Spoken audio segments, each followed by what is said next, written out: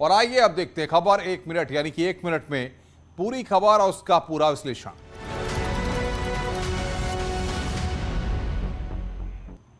लखनऊ में युवक की गोली मारकर हत्या कर दी गई। मैरिज लॉन के मालिक के बेटे को बदमाशों ने गोलियों से भून दिया और आरोपी अभी भी पुलिस की गिरफ्त से बाहर है,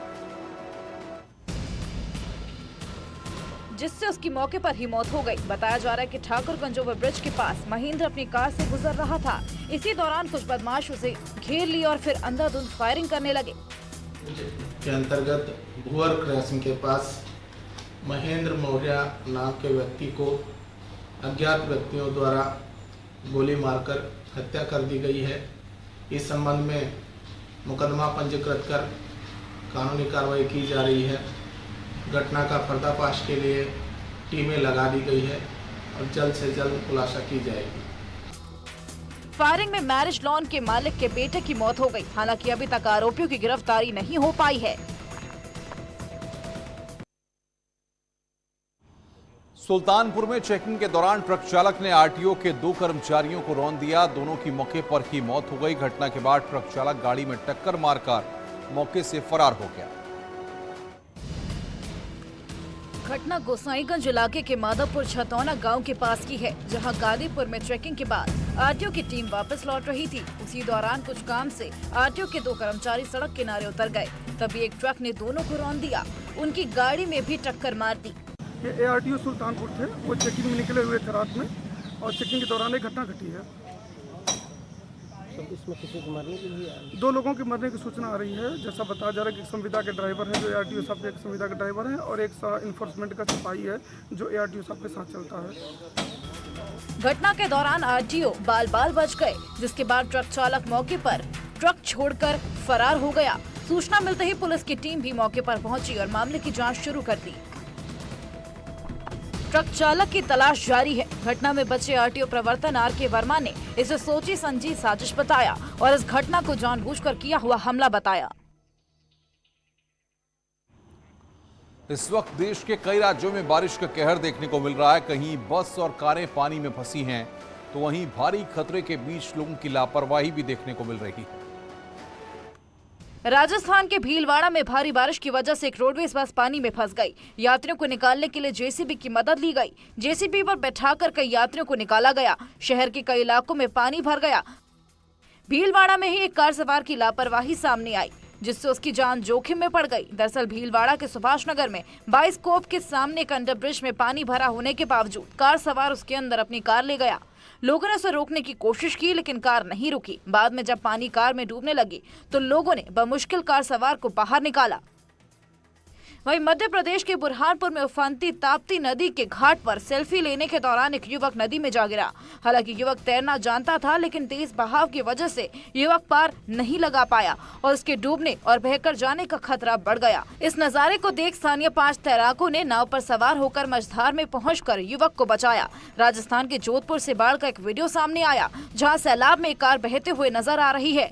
पानी की रफ्तार इतना तेज था कि कार पत्ते की तरह बहते हुए चली गई। कांवड़ यात्रा का हर जगह फूलों से स्वागत किया जा रहा है। भोले के भक्तों में भी खासा उत्साह देखा जा रहा है। इस खबर को हम आपको बता भी रहे हैं कि किस तरीके से भोले के भक्तों में जबरदस्त उत्साह देखा जा रहा है। बस्ती में भदेश्वर नाथ शिव मंदिर के आसपास कांवड़ भक्तों पर पुलिस और प्रशासन के आला अधिकारियों ने हेलीकॉप्टर से फूलों की बारिश की। हेलीकॉप्टर को देख भक्त भोलेनाथ की जय जयकार करने लगे। तो वहीं योगी आदित्यनाथ के समर्थन में भी नारेबाजी की गई। वहीं मुरादाबाद के मुस्लिम नेताओं ने कांवड़ियों पर फूल बरसाकर स्वागत किया और लंगर भी खिलाया। गाजियाबाद में भी शिवरात्रि के पावन अवसर पर कांवड़ियों पर हेलीकॉप्टर से फूल बरसाए गए, जिसके बाद भक्तों का उत्साह दोगुना हो गया और लोगों ने जमकर नारेबाजी की।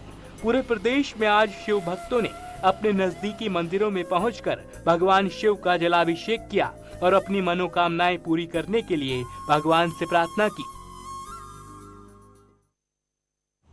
कांवड़ यात्रा का हर जगह फूलों से स्वागत किया जा रहा है। भोले के भक्तों में भी खासा उत्साह देखा जा रहा है।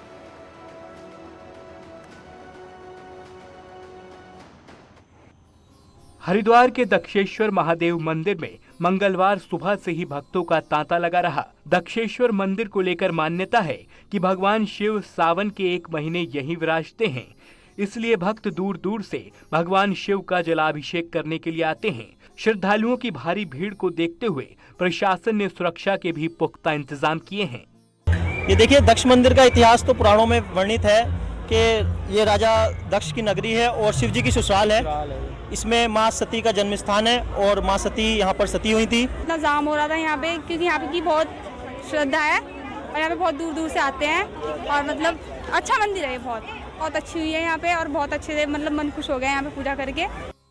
ऋषिकेश में भी सावन की शिवरात्रि में नीलकंठ महादेव और दूसरे पौराणिक मंदिरों में जलाभिषेक हुआ। बड़ी संख्या में शिव भक्तों ने नीलकंठ महादेव और वीरभद्र महादेव का जलाभिषेक किया। मान्यता है कि सावन की शिवरात्रि में शिव साधना से भक्तों की सभी मनोकामनाएं पूरी होती हैं। समाजवादी गठबंधन तो टूट चुका है, लेकिन सियासी रार अभी भी जारी है। एसपी नेता स्वामी प्रसाद मौर्य ने ओपी राजभर पर जमकर हमला बोला, जिसका जवाब उनके बेटे अरुण राजभर ने दिया। तो वहीं महान दल अध्यक्ष केशव देव मौर्य ने स्वामी प्रसाद मौर्य पर करारा वार किया है। महान दल के अध्यक्ष केशव देव मौर्य ने एसपी नेता स्वामी प्रसाद मौर्य पर आपत्तिजनक टिप्पणी की है। केशव देव मौर्य ने स्वामी प्रसाद मौर्य को गधा कहा। ये इतने कि स्वामी प्रसाद मौर्य कि ये कांसीराम साहब के बगल में रह के भी सीख नहीं पाए कि जब तक अपनी पार्टी नहीं बनेगी आप अपने समाज को न्याय नहीं दिला सकते। स्वामी मौर्य पर अरुण राजभर ने भी पलटवार किया। अरुण राजभर ने कहा कि जहां से स्वामी प्रसाद मौर्य लड़ रहे हैं वहां हार गए। वहाँ पर वो बहुत बड़े नेता हैं, वो इतनी बड़ी बड़ी बात किए कि पूरा जिला साफ कर दिए समाजवादी का। कहाँ का?